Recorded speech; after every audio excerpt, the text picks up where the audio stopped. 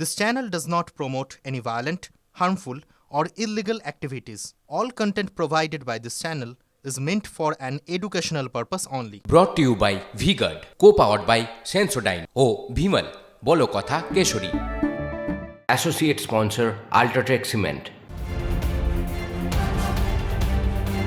ভোটের ফলের পরেই হিংসার তাণ্ডব। মধ্যমগ্রামের নেতাজি পল্লীতে একের পর এক বাড়িতে হামলা, বন্দুক, লোহার রড দিয়ে রাতের অন্ধকারে হামলা। 10-12টি বাড়ি ভাঙচুর, তৃণমূলের মদতে হামলার অভিযোগ বিজেপির। হিংসা রুখতে বাহিনী, পুলিশ কোথায়, উঠছে প্রশ্ন। ভোট মিটতেই তপ্ত বাসন্তী, তৃণমূলের আদি নব্য গোষ্ঠীর সংঘর্ষে জখম 7। বাসন্তী থানা এলাকার পেটুয়াখালীতে তৃণমূলের হাতাহাতি, লাঠি নিয়ে অতর্কিতে হামলা, রক্তাক্ত পেটুয়াখালী এলাকা। নিউটাউনে ভোট পরবর্তী হিংসা আক্রান্ত বিজেপি। ভোটের ফল প্রকাশের রাতেই বিজেপি কর্মীদের বাড়িতে হামলা, বিজেপি কর্মীদের মারধর করার অভিযোগ তৃণমূলের বিরুদ্ধে। রাতেই নিউটাউন থানায় অভিযোগ দায়ের। বালুরঘাটে শেষ হাসি হাসলেন সুকান্তই। মাঝরাতে মিছিল করে গণনা কেন্দ্রে বালুরঘাটের বিজেপি প্রার্থী সুকান্ত মজুমদার। তৃণমূলের বিপ্লব মিত্রকে পিছনে ফেলে 10,386 ভোটে জয়ী বিজেপি রাজ্য সভাপতি। কাঠিবাজির অভিযোগ তুললেন বিজেপির পরাজিত প্রার্থী দিলীপ ঘোষ। তার মন্তব্য, চক্রান্ত এবং কাঠিবাজি রাজনীতির অঙ্গ। আমি ব্যাপারটা সেভাবেই নিয়েছি, তারপরেও যথেষ্ট পরিশ্রম করেছি, কিন্তু সাফল্য আসেনি। রাজনীতিতে সবাই কাঠি নিয়ে ঘুরতে থাকে। বাংলায় বিজেপি 2021 পর্যন্ত এগিয়েছে। বিজেপি 18 সাংসদ এবং 77 বিধায়ক পেয়েছিল, কিন্তু ওখানেই বিজেপির গতি আটকে যায়। মন্তব্য বিজেপি নেতা দিলীপ ঘোষের। তার মতে, ভোটের শতাংশ একই থাকলেও গত 3 বছরে বাংলায় বিজেপি এগোতে পারেনি। কী কারণে এগোতে পারেনি তা বিশ্লেষণ করা দরকার।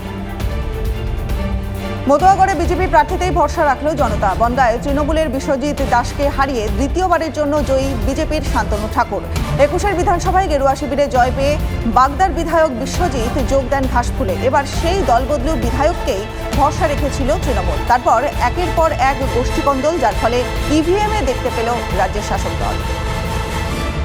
রানাঘাটে মতুয়া ফ্যাক্টর, বিজেপির পক্ষেই রায়।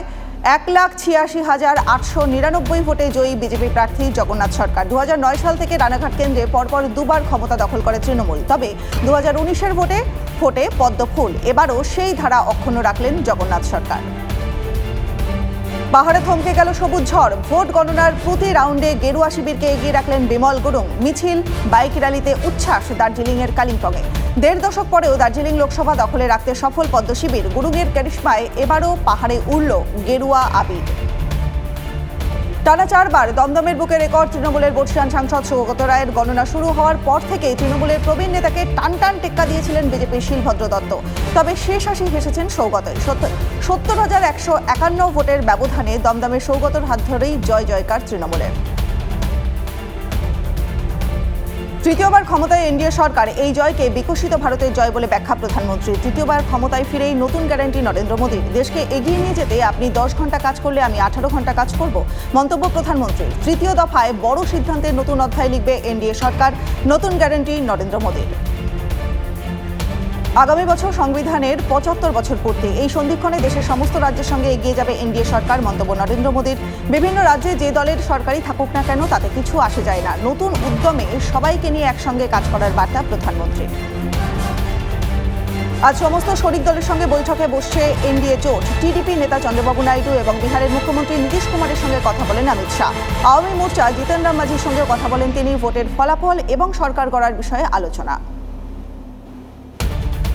একদিকে যখন তৃতীয়বার সরকার গড়ার তোড়জোড় শুরু করেছে এনডিএ জোট, তখন আজ দিল্লিতে বৈঠকে বসছে বিরোধী ইন্ডিয়া জোট।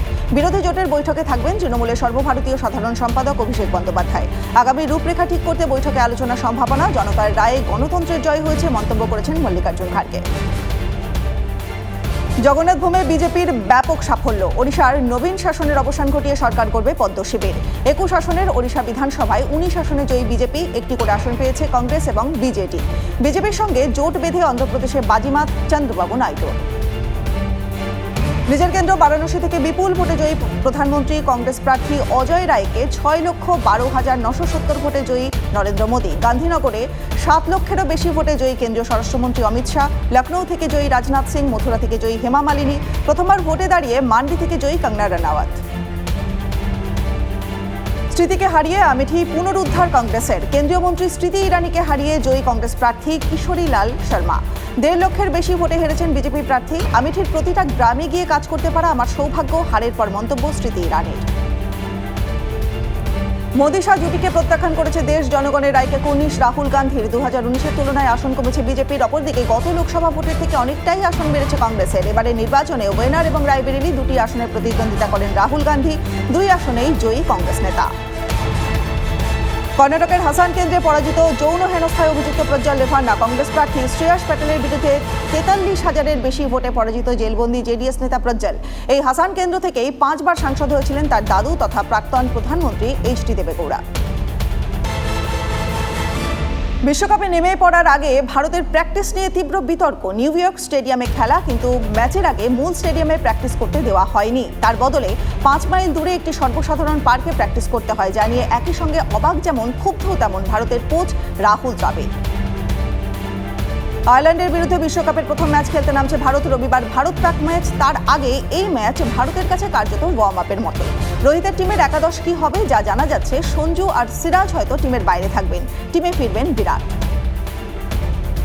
আইপিএলের সময় প্রবল সমালোচনা হয়েছে সেই বিরাটকে নিয়ে। বিশ্বকাপের আগে ভবিষ্যৎবাণী করলেন স্টিভ স্মিথ, বলে দিলেন এবারের বিশ্বকাপে সবচেয়ে বেশি রান করবেন বিরাটই।